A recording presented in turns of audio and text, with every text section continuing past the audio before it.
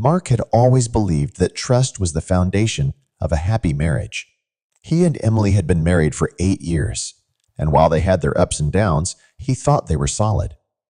They shared a cozy home in the suburbs, where he worked as an IT consultant and she managed her own small interior design business. With the holiday season around the corner, Mark felt it was the perfect time to show his appreciation for her. It all started one December evening when Mark was using their shared laptop to browse Amazon for Christmas gifts. When he opened the site, he realized Emily had left her account logged in. Curious, he clicked on the order section to see if she had ordered anything for him. His heart skipped a beat when he saw a recent purchase for a luxury watch. It was the exact model he had admired but never considered buying due to the hefty price tag. His heart swelled. Could it be for him? He felt a pang of guilt for checking Emily's orders and quickly logged off. Christmas morning arrived with all the excitement and chaos it usually brought.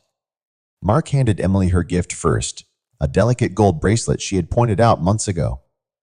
She gushed over it, hugging him tightly. Then it was Mark's turn. He unwrapped his present with a childlike grin, expecting the watch. Instead, he found a designer leather wallet. It was nice, sure, but it wasn't the watch.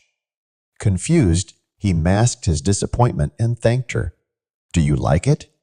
Emily asked, her voice sweet and expectant. "Yeah, it's great," Mark replied, forcing a smile. But the question lingered in his mind. If the watch wasn't for him, who was it for? That night, while Emily slept, Mark couldn't shake the feeling that something was off. The disparity between the watch and the wallet gnawed at him. Quietly, he reached for Emily's phone on the nightstand. His hands trembled as he unlocked it. He had memorized her passcode months ago, but never thought he'd actually use it. Navigating to her messages, he found a thread with someone named Ryan. The exchange left no room for doubt.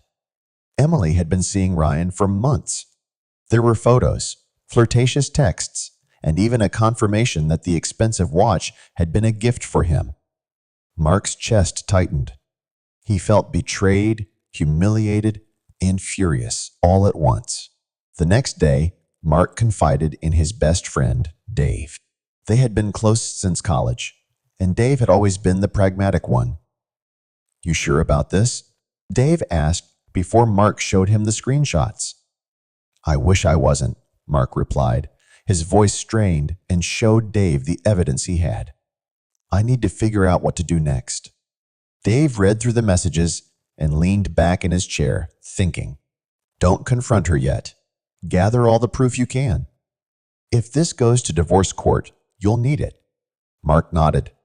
"And in the meantime, play it cool," Dave advised. "Act like nothing's wrong, but start keeping tabs on her." Following Dave's advice, Mark began documenting everything. He forwarded Emily's incriminating messages and photos to his own email and kept an eye on her activities. Whenever Emily said she was going out to meet a client or a friend, Mark found excuses to track her. One evening, she claimed she had a late meeting with a client downtown.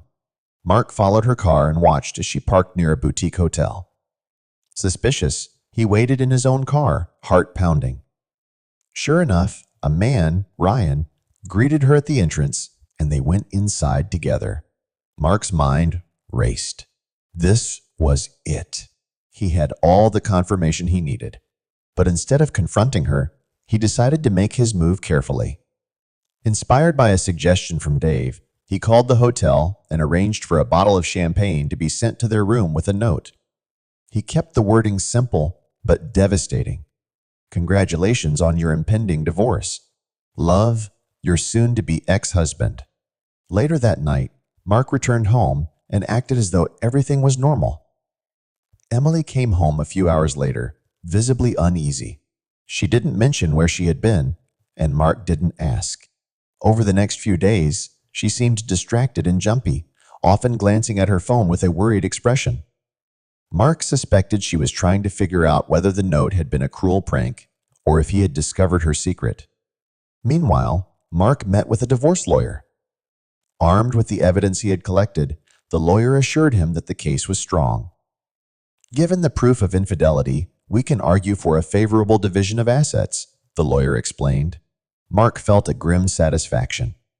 If Emily wanted to betray him, she could do it without the comforts he had worked so hard to provide. The days leading up to the divorce filing were tense, but uneventful. Emily continued her double life, unaware that Mark was preparing to serve her papers. On the surface, he maintained a calm and amicable demeanor, but inside, he was counting down the days until he could officially cut ties. When the papers were finally served, Emily's face drained of color. "Mark, what's this?" she stammered, holding the documents. "What do you think it is?" Mark replied coolly, "Merry Christmas, Emily."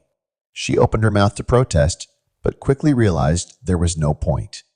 The evidence was irrefutable. She decided to give Mark a couple of days to cool off and tried to approach him. She asked for forgiveness and begged for another chance, but Mark's resolve was unshakable. "There is no amount of counseling that would make me ever trust you again, Emily. You ruined everything, and now you have to leave with it." Emily moved out, leaving behind the house that had once symbolized their shared dreams. Mark didn't feel sadness, only relief. Then came Ryan's turn to pay. Mark did his due diligence and learned that Ryan worked as a realtor and was known for his professionalism and sharp eye for detail. His job often required him to work closely with clients, including wives making major property decisions without their husbands present. Reputation was everything in his line of work, and any hint of scandal could cost him valuable clients and deals. Mark knew that exposing Ryan would not only serve as retribution, but would also tarnish Ryan's image in a way that might prevent him from attracting the kind of high-profile clients he needed. Mark didn't want a public confrontation. Instead, he orchestrated a subtle plan that would spread the word about Ryan's affair with a married woman in a way that would quietly affect his social standing. Through mutual acquaintances and subtle hints dropped at social events, whispers about Ryan's infidelity started making their way through the local circle. Rumors spread like wildfire, and soon enough, Ryan's reputation was tainted. This, in turn, led to fewer business opportunities.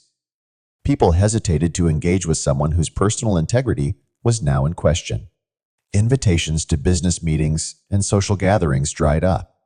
There was nothing left for Ryan to do but uproot his entire life and move, hoping that his new reputation wouldn't follow him. It was exactly the kind of revenge Mark had wanted, one that worked quietly to unravel Ryan's life from within. Finally, Mark could move forward with his life. One evening, as Mark and Dave shared a beer on the back porch, Dave raised his bottle. "To new beginnings," he said. "To new beginnings," Mark echoed, clinking bottles. For the first time in months, he felt free. What do you think about Mark's situation? Did he handle it well? Let us know in the comments. Don't forget to hit the like button and subscribe to our channel. Thanks.